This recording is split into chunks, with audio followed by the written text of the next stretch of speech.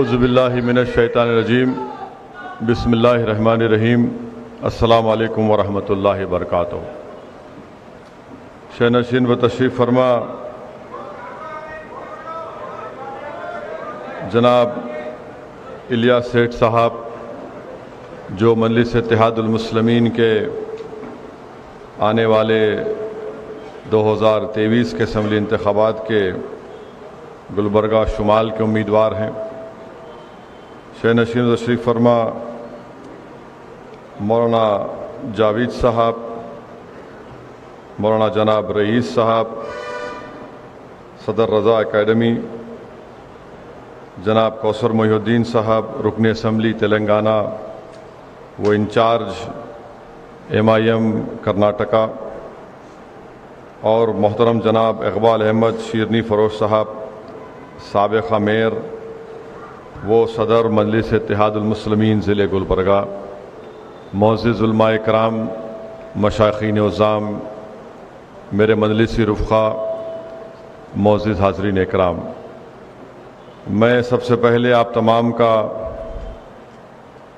بے حد شکریہ ادا کرتا ہوں کہ آپ لوگ نے اپنا قیمتی وقت نکال کر آج کے اس اجلاس میں شرکت کی۔ میں آپ تمام کا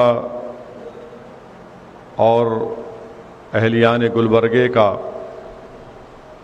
شکریہ ادا کرتا ہوں کہ آپ تمام نے مجلس اتحاد المسلمین کے امیدواروں کے حق میں اپنے ووٹ کا استعمال کیا۔ میں شکر گزار ہوں آپ لوگوں کا کہ آپ نے پولنگ کے دن بڑی محنت اور جستجو کی۔ میں شکر گزار ہوں محترم جناب الیاس سیٹھ صاحب کا، ان کے تمام مجلس کے ساتھیوں کا اور آپ تمام حضرات کا کہ آپ نے بڑی محنت کی۔ اللہ سبحانہ و تعالیٰ نے، میں سمجھتا ہوں کہ ہم کو اتنی بڑی کامیابی نہیں ملی جس کا امید کر رہے تھے، مگر کامیابی یہ ضرور ملی کہ الحمدللہ آپ تمام ذمہ داروں کا ہم کو آپ کا ساتھ ملا، آپ کا اعتماد ملا، اور مجھے یقین ہے کہ آپ تمام کے اعتماد، آپ تمام کے ساتھ کی بنیاد پر انشاءاللہ تعالی ہم اپنے سیاسی سفر کو جاری اور ساری رکھیں گے، اور مجھے یقین ہے کہ اگر ہم محنت کرتے رہیں گے تو انشاءاللہ تعالی نہ صرف گلبرگہ شمال کی اسمبلی سیٹ بلکہ گلبرگہ ضلع میں جتنی اسمبلی کی سیٹیں ہیں وہاں سے مجلس انتخابات میں حصہ لے گی، اور انشاءاللہ تعالی اللہ سبحانہ و تعالی آپ کی دعاؤں اور آپ کی محنتوں کی بنیاد پر اللہ ہم کو کامیاب اور کامران کرے گا۔ تو میں اپنے جماعت کے ذمہ داروں سے بھی یہ گزارش کرنا چاہوں گا کہ اپنے ہمتوں کو اور اپنے حوصلوں کو بلند رکھیے۔ بہت ہی کم وقت ہم کو ملا تھا، ہم لوگ جس طریقے سے تیاری کرنا تھا اس طریقے سے نہیں کر پائے۔ یقیناً کہیں نہ کہیں کوئی کمزوری بھی ہوگی، اور انشاءاللہ تعالی ہم ان تمام کمزوریوں کو دور کریں گے اور ایک نئے جدوجہد اور نئے ہمت اور حوصلے کے ساتھ اپنے کام کو جاری اور ساری رکھیں گے۔ میں یہاں آنے سے پہلے ہمارے بلدیہ کے جو امیدوار تھے ان تمام سے میری ملاقات ہوئی۔ میں نے ان سے بھی گزارش کی کہ وہ اپنے اپنے بلدی حلقے میں سرگرم رہیں، عوام سے وابستہ رہیں، عوام کی تکالیف کو، ان کے مسائل کو حل کرنے کی کوشش کریں، اور میں نے ان تمام امیدواروں سے اس بات کا وعدہ بھی کیا ہے کہ اگر وہ اپنے اپنے بلدی حلقے میں حرکت میں رہیں گے، عوام کے مسائل کو سمجھتے رہیں گے، کام کرتے رہیں گے، تو انشاءاللہ تعالی آئندہ جب 5 سال کے بعد بلدیہ کے انتخابات ہوں گے، اگر وہ سرگرم رہے، عوام سے وابستہ رہے، تو مجھے کوئی اس بات کی شکایت نہیں ہوگی کہ میں دوبارہ مجلس ان کو وہاں سے اپنا امیدوار بنائے، کیونکہ ہم کو کام کرنا ہے اور عوام کا اعتماد اور عوام کے دل کو جیتنا ہے۔ اور مجھے یقین ہے کہ انشاءاللہ تعالی جو الیاس سیٹھ صاحب نے محنت کی، جستجو کی، انشاءاللہ تعالی وہ ضرور رنگ لائے گی۔ میں کیونکہ یہ ہمارے جماعت کے ذمہ داروں کا اور قوم اور ملت کے ذمہ داروں کا اجلاس ہے، میں آپ کے بتانا ضروری سمجھتا ہوں کہ جب میں پہلا اسمبلی کا الیکشن لڑا تھا 1994 سپٹمبر یا اکتوبر کا مہینہ تھا، मजलिस इत्तेहादुल मुस्लिमीन की तरफ से मैं वाहिद रुकन असम्बली कामयाब हुआ था। मजलिस के उस ज़माने में 4 अरकान असम्बली थे, शिकस्त हुई और सिर्फ मैं अकेले कामयाब हुआ। मैंने मेहनत की, हमारे बुज़ुर्गों की हिदायत पर अमल किया, हमारे वालिद मरहूम की सरपरस्ती हासिल थी, उनकी नसीहतें मेरे लिए आज भी एक कीमती असासा है मेरे लिए।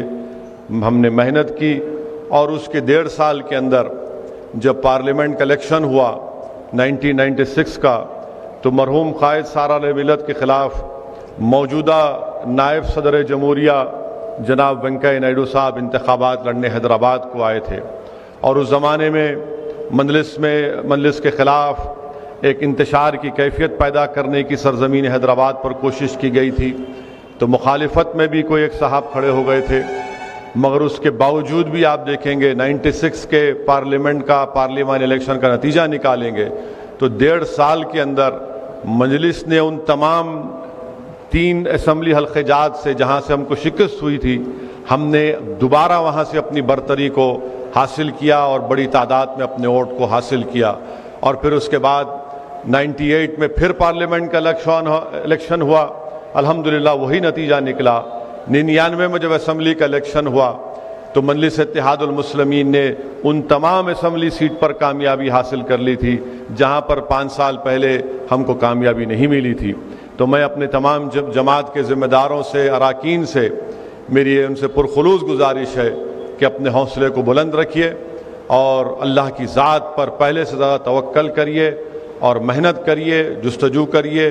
और मैं भी ये कोशिश करूँगा कि इंशाअल्लाह ताला महीने में कम से कम एक दिन गुलबर्गा ज़िले में आऊँ, ना सिर्फ गुलबर्गा शहर बल्कि गुलबर्गा डिस्ट्रिक्ट में जहाँ पर भी हमारी तंजीम मजबूत होगी वहाँ पर भी हम जाएंगे, चाहे वो जलसा होगा या इस तरह का इजलास होगा या फिर ज़िम्मेदारों से मुलाकात होगी, तो मैं इंशाअल्लाह ताला ज़रूर आऊँगा। मेरा भी मकसद यही है, जमात का पैगाम यही है, जमात का नस्बुल-ऐन भी यही है कि भारत की जमहूरियत में मुसलमानों की एक सियासी क़ियादत बने, मुसलमानों के एक लीडरशिप बने, मुसलमानों की एक सियासी आवाज़ बने, मुसलमानों की वोट की अहमियत दोबारा पैदा हो, मुसलमानों के वोट की अहमियत दोबारा पैदा हो।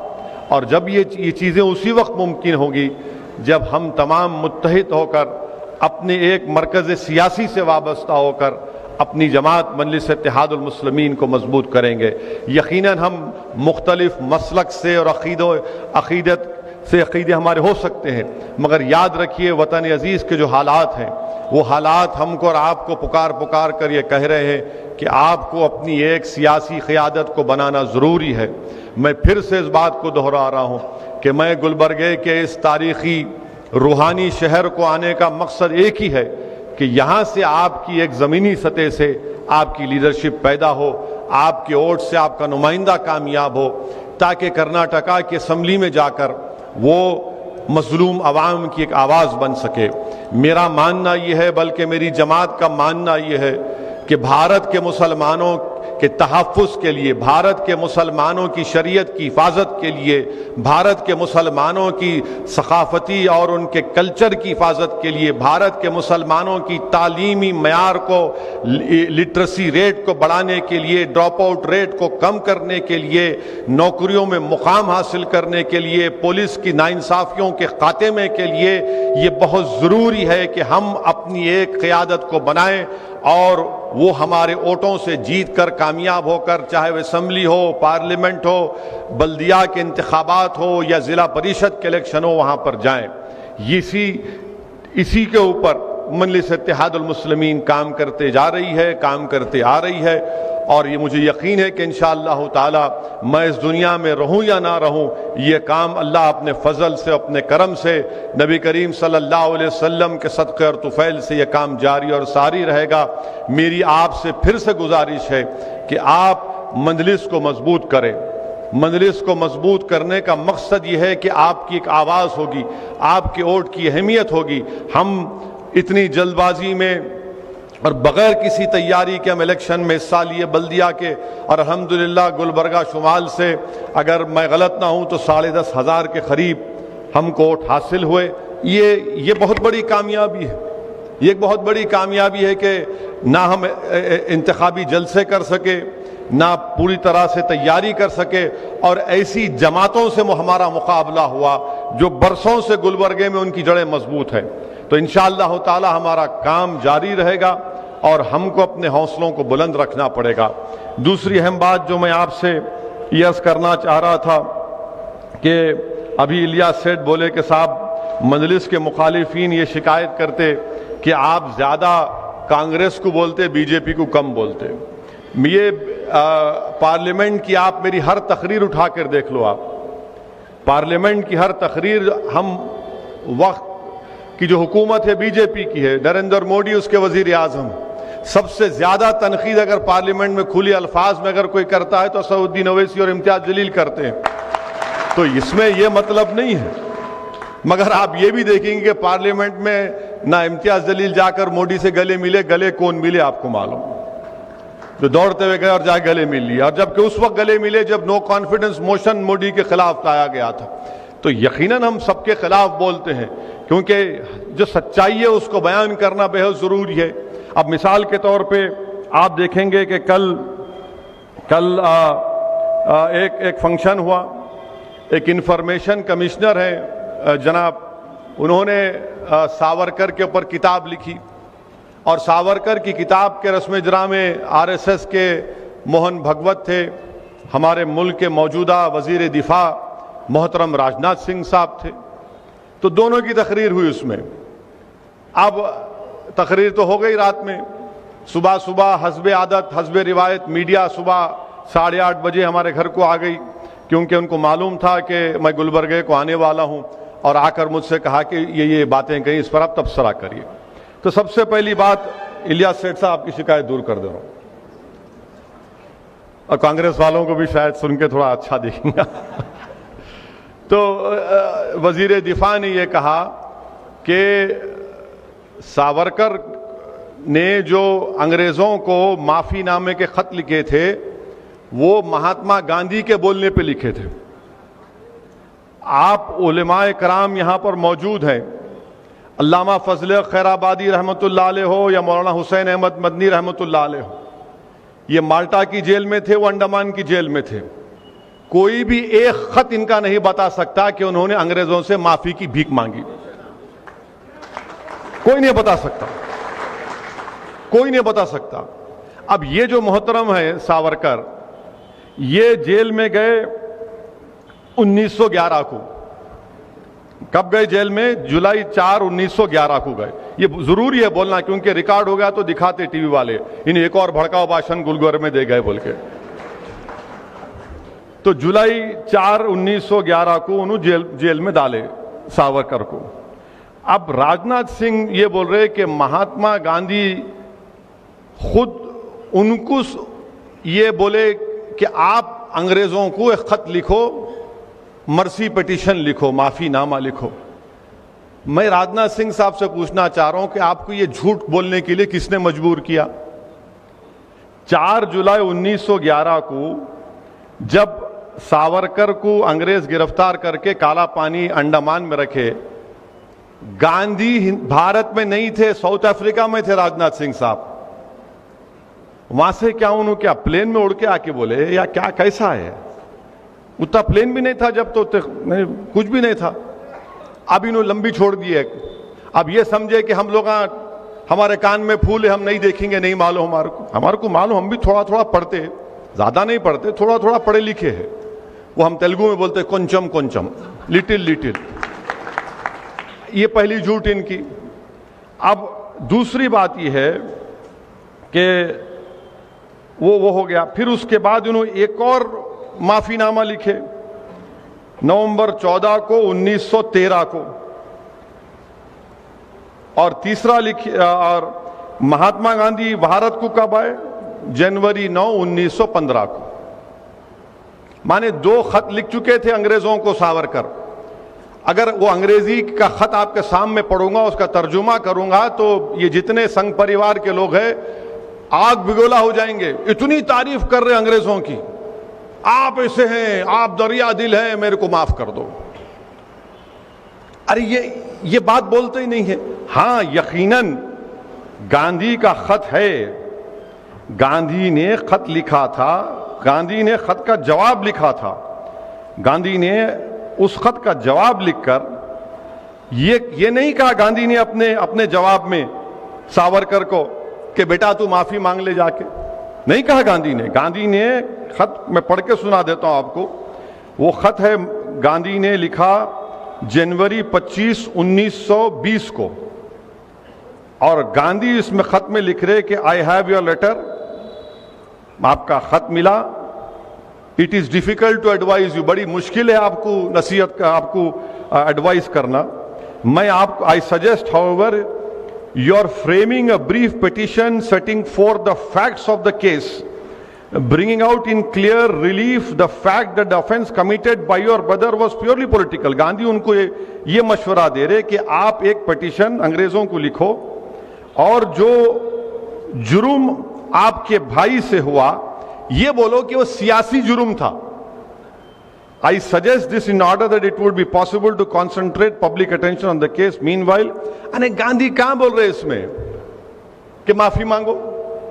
गांधी तो यह बोलते थे कि अहिंसा का सबसे बड़ा रास्ता जेल को जाना है, जेल को जाना है, और मौसूफ को काला पानी में सावरकर को जेल में डाले, 8 महीने के अंदर ही खत लिख दिया उन्होंने पहला। अब राजनाथ सिंह बोलते कि हमारे वजीर दिफा है कि गांधी ने उनसे कहा था। गांधी ने कहा? गांधी तो जनवरी 25, 1920 को खत लिखे, उससे पहले तो मौसूफ 2 खत लिख चुके थे। तो अब ये बीजेपी का मकसद क्या है कि सावरकर के बारे में बड़ा अच्छा, तारीख में ये भी आया, मैं एक सियासत का तालिब इल्म हूं, 1990 तक बीजेपी सावरकर का नाम ही नहीं लेती थी, हिंदुत्व का नाम भी नहीं लेती थी। ये आडवाणी ने शुरू किया हिंदुत्व और सावरकर 1990 में, उसके बाद से सब शुरू हो गए। अच्छा, सावरकर की तारीख क्या है? सावरकर की तारीख यह है कि सावरकर ने, मैं आपको बता रहा हूं कि सावरकर ने, अब ये हम बीजेपी वालों पे छोड़ देते, आप झूठ है सच है बोलो। सावरकर ने 1900 आजादी मिलने के बाद 1947 में, क्या सावरकर ने नहीं कहा था कि मैं तिरंगे को नहीं मानता हूं, मैं भगवा रंग को मानता हूं? कहा था सावरकर ने यह बात। तीसरी बात, सावरकर ने यह भी कहा था कि हिंदू बादशाहों का यह काम था कि वो मुस्लिम खवातीन की इज्जत लूटते, उनका रेप करते ताकि जंग जीत जाए। चौथी बात, सावरकर ने यह कहा था कि जब नेताजी सुभाष चंद्र बोस अंग्रेजों से गुलामी को खत्म कराने के लिए भारत के लोगों से बोल रहे थे कि आओ मेरी इंडियन नेशनल आर्मी में आओ, तो सावरकर लोगों को बोल रहे थे नहीं तुम अंग्रेजों की फौज में जाओ। छठी बात, सावरकर ये तारीख में है, ये मैं को अपने दिल से नहीं, उससे नहीं बना रहा हूं मैं। 1939 में कांग्रेस और तमाम मुजाहिदीन आजादी ने फैसला लिया कि हम तमाम अपने अपने विजारत के ओहदों से इस्तीफा देते, तो सावरकर लिंगिंग तो वायसराय के पास जाके बोले नहीं हम नहीं देते, हम आपके साथ हैं, हम आपके साथ हैं। 19 सब अच्छा, ये बार बार बोलते हैं मुसलमानों को 2 नेशन थ्योरी। अरे 2 नेशन थ्योरी की सबसे पहले बात करने वाला 1937 में सावरकर थे। सावरकर ने कहा कि हिंदू नेशन है और मुसलमान एक कम्युनिटी है। आप बोले, हम नहीं बोले ना, हमको सावरकर से मतलब है ना जिना से मतलब था, हमारे को ना रहेगा कभी।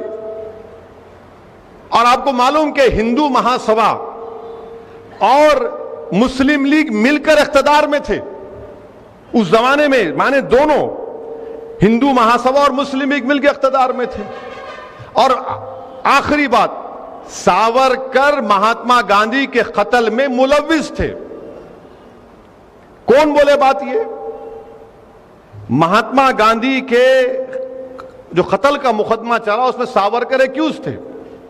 कोर्ट ने उनको कहा कि इनका जो पीए था सावरकर का, बाजे नाम था, وہ جو ایویڈنس دیا اس کو قانون میں کیا ہے کہ کوروبریٹ کرنا، میں نے صرف میرے بولنے پہ نہیں بلکہ الیاس سیٹھ بھی بولنا، وہ نہیں کر سکا، مگر جسٹس کپور جو سپریم کورٹ کے چیف جسٹس تھے، کمیشن آف انکوائری بنایا گیا، انہوں نے اپنی رپورٹ میں کہا کہ ساورکر کے گھر میں گاندھی کے قتل کی سازش ہوئی۔ آپ ان کو اپنا ہیرو مناتے، آپ ان کو، اچھا یہ بھی چھوڑو، آپ یہ بھی اگر جھوٹ رہا تو کیا سردار پٹیل نے نہیں لکھا کہ ہندو مہا سبھا کی ایک فائنینشیل آرگنائزیشن ساورکر کے ماتحت تھی جس نے گاندھی کو قتل کیا؟ یہ سب چیزیں ہیں اور یہ آپ کر رہے ہیں۔ جب میں 2004 میں پارلیمنٹ کو، حیدرآباد کی عوام کا لاکھ شکریہ، مجھے منتخب کر کے اللہ نے بھجایا، 2004 میں پارلیمنٹ کے سینٹرل ہال میں گیا تو جیسا میں سب بیٹھے ہوئے سینٹرل ہال، یہاں پر گاندھی کی فوٹو ہے اور اس کے رائٹ اپوزٹ ساورکر کی فوٹو ہے۔ آپ بتائیے کہ جس کے قتل کا مقدمہ اس پر چلا، کورٹ نے بری کیا ان کو، مگر انکوائری کمیشن میں ان کو ثابت ہوا کہ وہ ملوث تھے، یعنی گاندھی کی فوٹو ایک طرف، ساورکر کی فوٹو ایک طرف۔ تو یہ کیا ہو رہا ہے ہمارے ملک میں؟ پھر خود وزیر دفاع اس طرح کی اگر بات کریں گے، اور پھر Mohan Bhagwat R S S کے سرسنگ چالک بول رہے نہیں ساورکر اردو بڑی اچھی بولتے تھے، غزل لکھتے تھے، انہوں مسلم دوست تھے، کہتے غزل لکھے تو مسلم دوست ہو جاتے۔ آج میڈیا والے میں سے پوچھے ملا تمہارے ان کو تاریخ نہیں معلوم، مہاتما گاندھی کے قتل کا جو ایف آئی آر تھا وہ ایف آئی آر بھی اردو میں لکھا گیا تھا، ایف آئی آر بھی اردو میں لکھا گیا تھا کہ ملزم 1 ملزم 2 دفعہ 302۔ ساورکر نے اردو سے نفرت کا اظہار کیا تھا، وہ بھی ریٹن ہے۔ یہ لوگ یہ سمجھتے کہ کوئی جانتا نہیں، اپنی لمبی لمبی جھوٹ چھوڑ کے نکل جاؤ، کوئی پکڑیں گا نہیں۔ ارے تو ہم جانتے نا، تھوڑا بہت پڑھے، ہم بھی علماؤں کی صحبت میں ان کے پیروں کے پاس بیٹھ کر ہم بھی سیکھے، ہم بھی جانتے ہیں۔ تو آج ان کو آپ بنا رہے ہیں کہ انہیں بڑے وہ تھے، ارے کہاں تھے بھائی؟ گاندھی کے قتل میں یہ تھے۔ ساورکر نے یہ بھی کہا کہ ہٹلر نے جو جرمنی میں یہودیوں کو ختم کیا وہ صحیح تھا، کیونکہ یہودی جرمنی سے اندر نہیں مل سکے، اسیمیلیٹ نہیں ہو سکے۔ ارے فیشزم کی تائید کرتے تھے اور ہم کو سکھا رہے ہیں۔ اور سب سے بڑی بات یاد رکھیے، بی جے پی اور سنگھ پریوار، جو کانگریس کے لوگ بھی آج ساورکر کی تائید کرتے ہیں۔ کھل کے بولو نہیں مانتے اس کو۔ ساورکر نے اپنی کتاب ہندوتوا لکھی، ہندوتوا میں ساورکر نے لکھا کہ مسلمان اس ملک سے محبت نہیں کر سکتے کیونکہ یہ ان کے بابا کی زمین نہیں ہے، نہ ان کے لیے یہ ایک مبارک سرزمین ہے۔ انگریزی کا لفظ تھا کہ نہ یہ فادر لینڈ ہے نہ یہ ہولی لینڈ ہے، ان کا تو ہولی لینڈ مکہ اور مدینہ میں۔ ارے مکہ مدینہ کو نہیں پوچھتے، مکہ مدینہ کو ہم خدا نہیں مانتے، ہم زمین و آسمان کے خالق کو خدا مانتے، یہ حقیقت ہے۔ مگر یہ ان کی کتاب میں لکھا ہوا، ہندوتوا ان کی کتاب ہے، اگر پڑھنے کا موقع ملا تو پڑھیے آپ۔ باضابطہ بول رہے وہ، اور یہ بول رہے کہ مسلمانوں کو یہاں پر سرویٹیوڈ میں رہنا پڑے گا۔ تو یہ کل ایک وزیر دفاع رہ کر، سمویدھان پر، آئین پر اوت لے کر اس طرح کی اگر باتیں کوئی کرے گا تو آپ خود سمجھ جائیے کہ ملک کس راہ پہ جا رہا ہے۔ میں میڈیا سے بھی کہا اور آج بھی کہہ رہا ہوں کہ ایک دن ایک وقت آئے گا، اسی طرح کی اگر روش برقرار رہے گی، اسی طرح کی یہ نفرت برقرار رہے گی، تو ایک دن آئے گا کہ اس ملک میں بی جے پی سنگھ پریوار کہے گی کہ اب بابا قوم ساورکر ہے، گاندھی نہیں ہے، اور گوڈسے مجاہد آزادی ہے۔ یہ سلسلہ اگر چلتا رہے گا تو یہ شدت پیدا ہو چکی ہے۔ یہ تاریخ کو توڑ توڑ کر آر ایس ایس جو ہے آدھی سچ بولتی اور پورا جھوٹ بولتی، ان کی حقیقت ہے پوری چیزوں میں۔ تو میرے عزیز دوستوں اور بزرگوں، یہ ملک کے حالات، اور پھر ہمارے ملک کے حالات، سیاسی حالات یہ ہیں کہ کانگریس ہو یا سماجوادی ہو یا پھر یہ دوسرے جو اپنے آپ کو سیکولر بولتے ہیں، ان کی کوشش یہ ہے کہ سب سے بڑا ہندو کون ہے اس ملک میں، سب سے بڑا ہندو کون ہے اس ملک میں، اور اسی کے لیے کمپٹیشن ہو رہا ہے۔ آپ دیکھ لو، تھوڑے دن پہلے کانگریس کا ایک جلسہ ہوا تھا، پھر سماجوادی کا بھی ہوا۔ میں یہ کہہ رہا ہوں کہ میں یہ نہیں بول رہا ہوں کہ میں سب سے بڑا مسلمان ہوں، میں یہ کہہ رہا ہوں کہ اس ملک میں جو ملک کی خوبصورتی ہے، اس ملک کا کوئی مذہب ہی نہیں ہے، بھارت کا کوئی مذہب نہیں ہے, بھارت پورے مذہب کو مانتا بھی ہے, اور اگر کوئی نہیں مانتا تو بھارت اس کو ہی بولتا تو بھی تیری خواہش ہے تو اس پر چل. مگر یہ جو کمپٹیشن چل رہا ہے, اس کمپٹیشن کو آپ کو دیکھنا ضروری ہے. اور یہ تمام سیکولر پارٹیاں یہ سمجھتی ہیں کہ مسلمان کہاں جائیں گا, اس کو تو ایک کونے میں کر کے دبا دیے, لا محالہ ہمارے ساتھ آئیں گے. یہ آپ کو فیصلہ کرنا ہے, کیوں جائیں گے ہم لا محالہ, کیونکہ ہم کا مجبور ہیں ان کے ساتھ جانے کے لیے. اگر آج یہ لوگ اس طرح کا کمپرومائز کرتے جائیں گے تو پھر یاد رکھیے ہماری تہذیب پر, ہماری ثقافت پر, ہماری شناخت کے خطرے پیدا ہو جائیں گے. مجھے اس بات کا خطرہ ہے, میں دیکھ رہا ہوں ان چیزوں کو, محسوس کر رہا ہوں کہ اس طرح اگر ہر چیز کو یہ لوگ نہیں یہ کرنا ضروری ہے, یہ ختم کہاں ہوگا پھر. اور علماء اور مفتیاء اکرام فرماتے ہیں, اولیاء اللہ فرماتے ہیں کہ اگر تم ایک مرتبہ برائی کے دروازے کو کھولو گے تو پھر ختم, پھر یہاں سے نیچے ہی جاتے, آپ اوپر نہیں آتے. کمپٹیشن ہو رہا ہے. اسی لیے میری آپ سے گزارش ہے کہ اس ماحول میں ہم کو اپنے حوصلوں کو بلند رکھنا ہے, اپنی سیاسی طاقت کو مضبوط کرنا ہے. میں پھر سے کہہ رہا ہوں کہ بی جے پی کو ہرانا صرف مسلمانوں کا کام نہیں ہے, بی جے پی کو ہرانا دلتوں کا بھی کام ہے, او بی سیز کا بھی کام ہے, اعلیٰ ذات کے ہندوؤں کا بھی کام ہے بی جے پی کو ہرانا. وہ لوگ الیکشن آتا تو اپنی اپنی ذات کے اوپر اپنی اپنی ذات کے لیڈروں کو مضبوط بنا دیتے ہیں, ان کو ایم ایل اے بناتے, ایم پی بناتے, منسٹر بناتے. ہم کیا بناتے؟ ہم خالی بینڈ باجے کی پارٹی ہیں. جب شادی کی بارات نکلتی دولہے کے گھر سے تو بینڈ باجا اگر کوئی رکھتا ہے, نہیں رکھنا چاہے رکھتے ہیں, تو آپ دیکھو یہ شادی خانے کے باہر بینڈ باجا روک دیتے, اندر مت آ, چل بھاگ. یہ حال ہمارا ہو کے رہے گا, یہ حال ہمارا ہو کے رہے گا. ہمارا کام سالی ووٹ ڈالو, ووٹ ڈالو. نہیں, گلبرگہ کا بلدیہ الیکشن ہے, زندگی موت کا فیصلہ ہونے والا. ارے کتنی الیکشن میں زندگی موت کا فیصلہ نہیں ہوا, اور پھر ہم روز مرتے, اس کے بعد کوئی پوچھنے والا نہیں ہے. ابھی ہمارے بھائی بتا رہے تھے کہ کانگریس کے 2 لیڈرز, کیا نام ہے ان کا, اجے سنگھ صاحب اور پرمیشور صاحب نے بلاری میں جو اسمبلی کا اجلاس ہو رہا, ہمارے بھائی بتا رہے, اس میں انہوں نے مطالبہ کیا کہ تبدیلی مذہب کا قانون لے کر آؤ. تبدیلی مذہب کا قانون آپ بول رہے لے کے آؤ. کلیم صدیقی صاحب کو جیل میں ڈال کے سڑا رہے, وہاں پر کوئی کیس نہیں ہے ان کے اوپر, صرف تنگ کرنا ہے ان کو. اور اس چارج شیٹ میں ایک بہت بڑے مولانا جو ایم پی ہے ان کا بھی نام لکھ دیا گیا ہے. وہ وکیل صاحب میرے کو بھیجائے, میں دیکھ کے تعجب کرا, کہاں سے کہاں ملا دے رہے. آپ بول رہے کہ دھرماتن کا مانے تبدیلی مذہب کا قانون لے کے آؤ, کہ یہ پالیسی ہے کانگریس پارٹی کی. کیا آپ بول رہے, آپ کے بڑے بڑے لیڈرز بول رہے کہ کنورژن کا قانون لے کر آؤ بلاری میں جو اسمبلی کا اجلاس ہونے جا رہا ہے. میں مذہب اگر بدل رہا ہوں, اگر کوئی اسلام قبول کرتا ہے تو ملک کو کیا خطرہ ہے اس میں بتاؤ میرے کو تم. اگر میں اشہدو ان لا الہ الا اللہ و اشہدو ان محمد رسول اللہ کا اقرار کر رہا ہوں تو ملک کو خطرہ نہیں ہے اس میں, ملک مضبوط ہوتا ہے اس میں.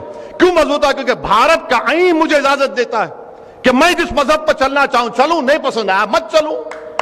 مگر آپ یہ بتانا چاہ رہے ہیں کہ تم اگر مذہب تبدیل کرو گے تو ملک کو خطرہ ہوگا. ملک کو خطرے کی بات کہاں ہے اس میں؟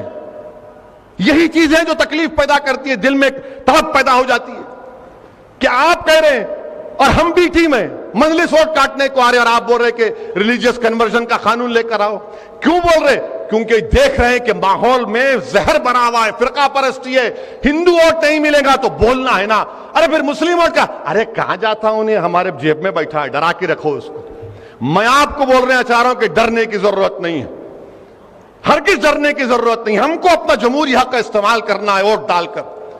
کیا یہ بات بالکل ممکن ہے اور ہو سکتی ہے انشاءاللہ تعالی کہ آنے والے اسمبلی انتخابات میں اپنی الیاس سیٹھ کو یہاں سے اپنا خادم بنا کر کرناٹکا کے اسمبلی میں بھیجائیں؟ میرے عزیز دوستوں اور بزرگوں, یہ چیزیں دیکھیے آپ, ایک طرف تو یہاں ساورکر, ایک طرف آپ کانگریس بول رہی کہ بلاری کے اسمبلی کے اجلاس میں یہ کرو. تو یہ ان چیزوں پر آپ تمام کو ہم کو غور و فکر کرنا ہے.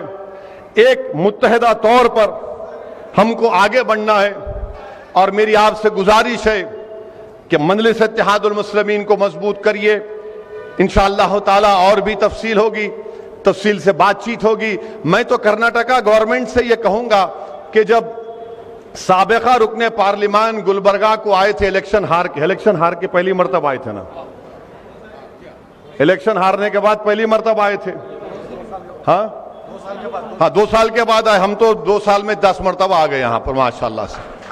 آئے تو جلوس کی شکل میں آئے نا، تو بھائی 11 ربیع الاول کا جلوس الاؤ کرو نا آپ میلاد کا۔ انہوں جلوس میں آ سکتے تو ہم جلوس نہیں نکال سکتے؟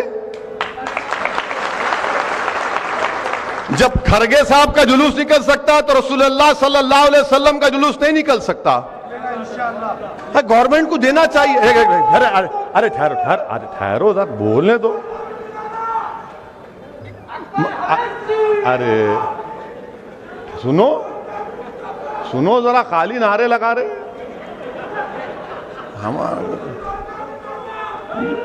جب جلوس نکل سکتا ہے کھرگے صاحب کا تو ربیع الاول کا بھی جلوس الاؤ کرو آپ۔ ان کو بھی کووڈ کے گائیڈ لائنز ہے، ہمارے کو بھی تو ہم بھی نکالتے۔ اب اس کے بعد بولیں گے دیکھو انہوں آ کے بھڑکاؤ بات کر کے چلے گئے۔ بھڑکاؤ بات کیا کیا بولو آپ؟ ان کا جلوس نکلا نہیں نکلا؟ کھرگے صاحب کا نکلا نا؟ ہاں یہ بھی دو آپ، یہ بھی دو نا بھائی۔ یہ تو ساری کائنات کو آزادی ملی اس دن، شیطان بھاگا کود کے، آپ نہیں دیں گے؟ تو یہ چیزیں، یہ جب سچائی کو بیان کیا جاتا ہے تو ان کو تکلیف ہو جاتی ہے۔ آئے کیوں یہاں پہ؟ اچھا میں جہاں کہیں بھی بھارت کے کونے میں جاتا ہوں، یہاں کیوں آئے انہوں؟ ارے ایسا بولتے جیسا کہ میں کسی کے دور کا داماد ہوں، یہاں کیوں آئے؟ وہاں جانا تھا۔ ارے اتر پردیش کے کونے میں نہیں، یہاں کیوں آئے انہوں؟ آپ جھارکھنڈ گئے، یہاں کیوں آئے انہوں؟